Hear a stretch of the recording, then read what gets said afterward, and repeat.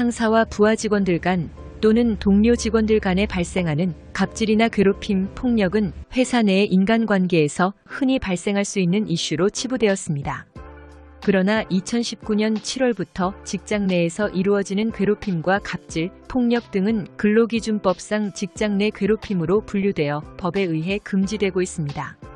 근로자가 직장 내 괴롭힘으로 인해 후유증으로서 질병이 발생하는 경우 구체적인 상황에 따라 업무상 재해로 인정될 가능성도 있습니다. 괴롭힘을 업무상 재해로 인정받으려면 어떤 요건을 갖추어야 할까요? 산재 인정을 받기 위해서는 괴롭힘으로 인하여 발생한 정신적 피해는 물론 그 원인을 증명할 수 있어야 합니다. 기관의 입장에서 바라본다면 인과관계 부족을 이유로 산재 승인을 한동안 하지 못한다는 처분을 내리는 경우가 상당히 많이 있습니다. 눈에 보이지 않는 괴롭힘 그리고 따돌림의 경우에는 이를 서류상으로 입증하는 것이 상당히 어렵기 때문입니다. 대부분 이러한 입증은 목격자 진술 등을 토대로 진행이 됩니다.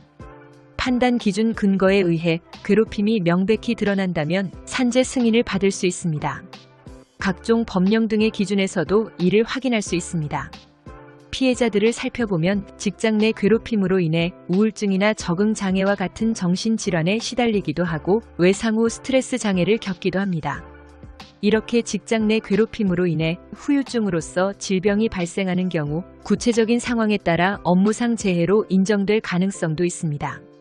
직장인 괴롭힘 판단 기준 첫 번째는 행위자와 피해자 여부 판단입니다.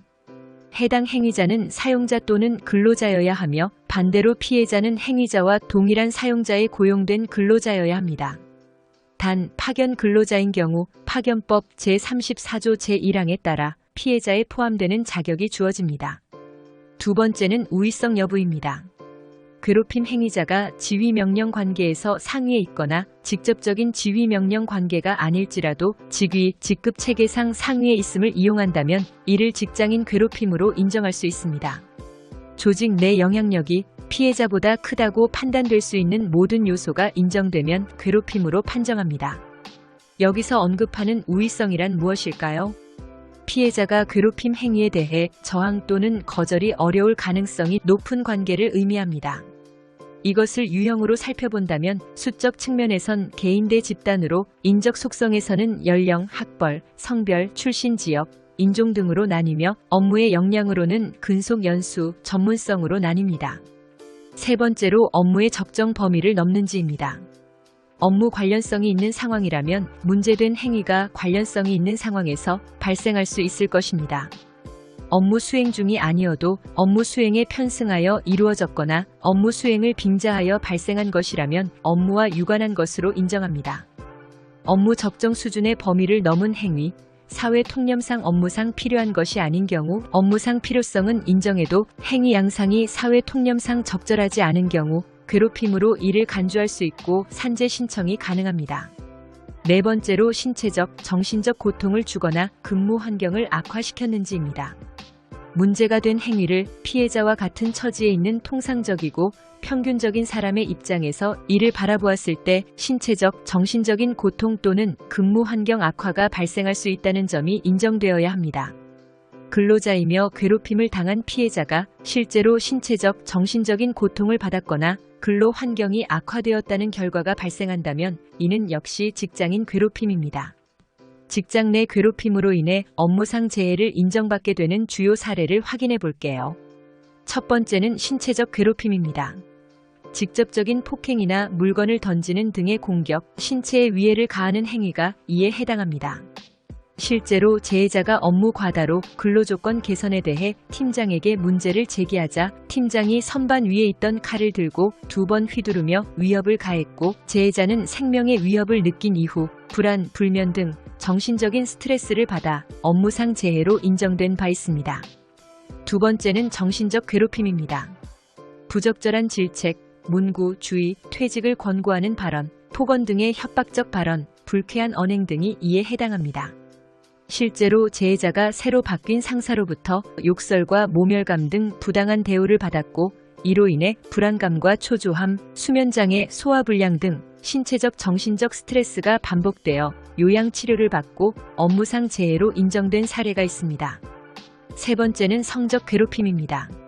성적 혐오감을 느끼게 하는 말이나 행동을 하는 경우가 해당합니다. 실제 사례로 직장 상사에게 사무실 내외에서 수십 차례에 걸쳐 상습적으로 강제추행을 당했으며 인사 담당자는 이러한 피해 사실을 불특정 다수에게 유포하여 신청인의 명예를 훼손하였는데요. 이로 인해 불면, 우울 등의 증상으로 업무상 재해가 인정된 바 있습니다. 네 번째는 인간관계에서 괴롭힘입니다. 낮은 업무평가 내용 유포, 다른 사람들과의 소통 저지, 불리한 목적으로 부서 이동, 배치 전환, 부서 이동 배치 전환의 사유를 알려주지 않음, 조롱, 무시, 예의 없는 행동, 상사 등이 업무 개선 등에 관한 의견 제안을 묵살, 일방적인 약속, 상사의 지시 명령 제안 무시 등이 이에 해당합니다. 실제 사례로 새로운 상사가 와서 계속적으로 사직을 강요하면서 업무에서 제외당하고 대화도 단절당한 가운데 사내 따돌림과 부서 내에서 공개적으로 질책을 받는 등 업무와 관련된 스트레스로 인한 우울증, 불안, 불면, 실증 등의 증상으로 병원 진료를 받고 업무상 재해가 인정된 바 있습니다. 회사 내에서 발생하는 폭언이나 괴롭힘으로 인해 고통을 호소하는 사람들이 늘고 있습니다. 직장 내 괴롭힘으로 인한 업무상 정신적 스트레스가 원인이 되어 질병이 발생하였다고 인정된다면 업무상 재해로도 인정될 수 있을 것이나 이에 대해 입증할 책임은 피해 근로자에게 있습니다.